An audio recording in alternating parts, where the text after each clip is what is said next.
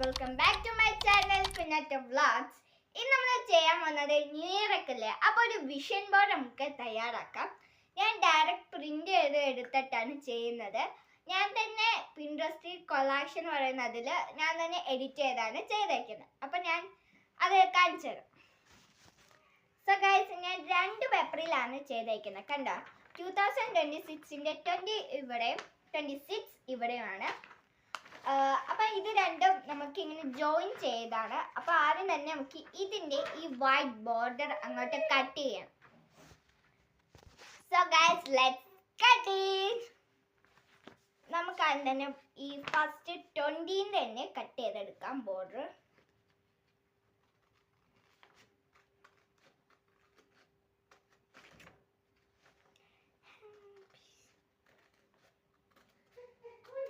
നമ്മൾ new year ഒക്കെ കഴിഞ്ഞെങ്കിലും anyways happy new year guys.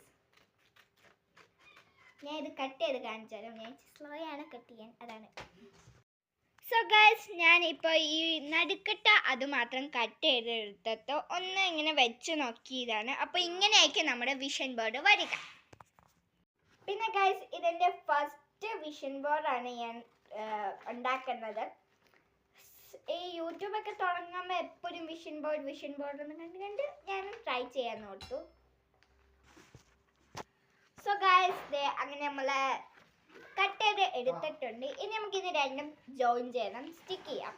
അത് ഞാൻ സെല്ലോ ടേപ്പ് വെച്ചാണ് ചെയ്യുന്നത്. സോ അത് ചെയ്തിട്ട് നമുക്ക് കാണാം. സോ ഗൈസ്, നമ്മൾ അങ്ങനെ ഒട്ടിച്ചെടുത്തിട്ടുണ്ട്.